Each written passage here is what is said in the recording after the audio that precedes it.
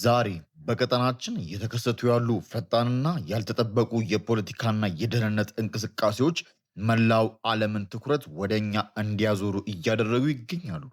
በትግራይ ክልል የታጠቁ ኃይሎችን በማጠናከርና ያልተገለጹ የውጭ አጋሮችን በመያዝ ከበባዎችን ለመስበር የተያያዘው አዲስ ስትራቴጂካዊ አቅጣጫ እንዲሁም ለቀይ ባህር ላይ የተጣለው አዳዲስ የባህር ላይ እገዳ ዓለምን ነዳጅ እንዲሁም የንግድ መስመር ከወዲሁ ስጋት ውስጥ ጥሎታል። እነዚህ ሁለት ትልልቅ ክስተቶች ለቀጠናው መረጋጋትና ለዓለም ኢኮኖሚ ምን ይዘው ይመጣል? እስከ መጨረሻው አብራችሁን በመቆየት ሙሉ መረጃውን ተከታተሉ እያልን ወደ ዝርዝር መረጃው ከማለፋችን በፊት ለዚህ ቻናል አዲስ ከሆናችሁ አሁኑ ሰብስክራይብ በማድረግ የደወል ምልክቷን ተጫኑ። ቪዲዮውን ደግሞ ከወደዳችሁት ላይክ እና ሼር በማድረግ ለሌሎች እንዲደርስ ሼር ያድርጉ። አሁን ቀጥታ ወደ ተዘጋጀላችሁ ዝርዝር መረጃ እናልፋለን።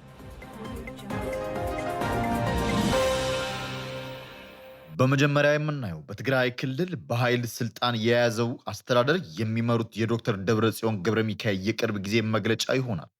በፌዴራል መንግስቱ የተቋቋመውን ጊዜያዊ አስተዳደር በማፍረስ በኃይል ስልጣን የያዘው የክልሉ አስተዳደር የሚመሩት ደብረጽዮን ገብረ ሚካኤል ከመቀለ ከተማ ነዋሪዎች ጋር ባደረጉት ውይይት የፌዴራል መንግስቱ ትግራይ ላይ ጥሎታል ያሉትን ከበባ ለመስበር የሚያስችሉ አስተማማኝ የውጭ አጋሮች አሉን በማለት ተናግረዋል። ዶክተር ደብረጽዮን ባደረጉት ንግግር ክልሉ የተጣለበትን ዘርፈ ብዙ ከለላዎችን ለመስበር በስትራቴጂክ ደረጃ የሚሰሩ የውጭ አጋሮች አሉት ማለታቸው ተገልጿል።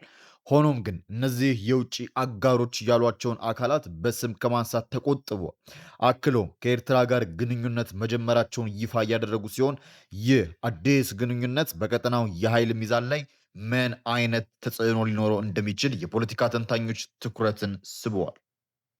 ትግራይ አሁን ባለው ሁኔታ መቀጠል ስለማትችል ራስን የመከላከል አቅምን ማጠናከር ላይ ትኩረት ለማድረግ ተገደናል ያሉት ደብረጽዮን የክልሉን ታጣቂ ኃይል በማጠናከር የዓለም አቀፉን ማህበረሰብ ትኩረት ማግኘት ችለናል በማለት ተናግረዋል። ይህ በትግራይ በኩል የተሰማው አዲስ ወታደራዊና ዲፕሎማሲያዊ እንቅስቃሴ በቀጠናው አዲስ የምድር ውጥረት ሊፈጥር እንደሚችል እየተነገረም ይገኛል።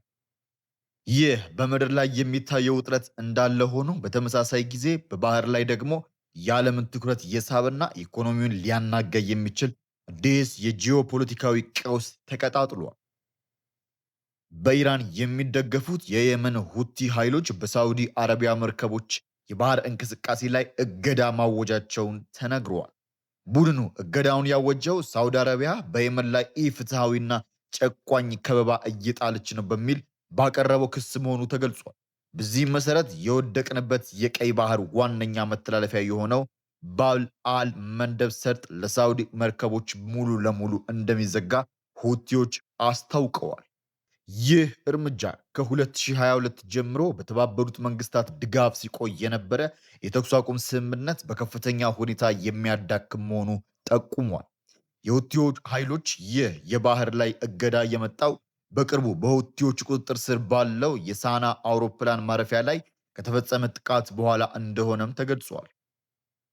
የየመን መንግስት የኢራንን አውሮፕላን ወደ አካባቢው እንዳያርፍ ለመከላከል ሲል ጥቃቱን መፈጸሙን ቢናገርም ሁቲዎች ግን ለጥቃቱ ሳውዲ አረቢያን ተጠያቂ በማድረግ መጀመሪያ የማያዳግም የሚሳኤል ጥቃት ከፍተው አሁን ደግሞ የባህር ላይ እንቅስቃሴ እገዳ ማወጃቸው ተዘግቧል።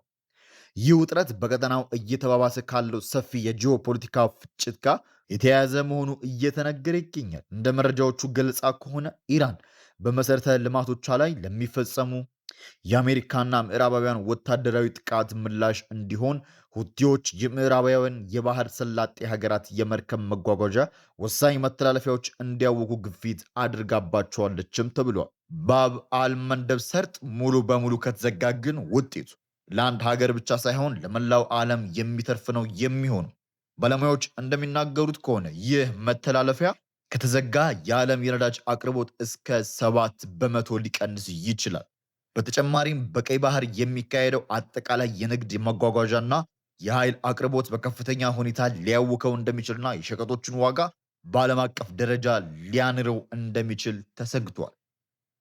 እንግዲህ ውድ የብስራት ሚዲያ ቻናል ተከታዮች እነዚህ በምድርና በባህር ላይ እየተከሰቱ ያሉ ፈጣን ውጥረቶችና ወታደራዊ እንቅስቃሴዎች ለቀጠናችን ሰላምና ለዓለም አቀፍ ኢኮኖሚ ምን አይነት አደጋ ይዘው ይመጣሉ ይላሉ ዶክተር ደብረጽዮን። ያልተገለጹ የውጭ አጋሮች አሉን ማለታቸው የሁቲዎች በቀይ ባህር ላይ የጣሉት እገዳ በቀጠናው ላይ የሚያመጣው ተጽዕኖ ምን ሊሆን ይችላል? እርሶስ ምን ያስባሉ? ሀሳብና አስተያየታችሁን ከታች ባለው የኮሜንት መስጫ ላይ ጻፉልን እያልን መረጃውን ከወደዳችሁት ላይክ ማድረጋችሁን እንዳትረሱ፣ ለሌሎችም እንዲደርስ ሼር ያድርጉ። በቀጣይ አዳዲስና ትኩስ መረጃዎች እስክንገናኝ ሰላም ቆዩ። ሰላም ለሀገራችን፣ ሰላም ለዓለም ይሁን።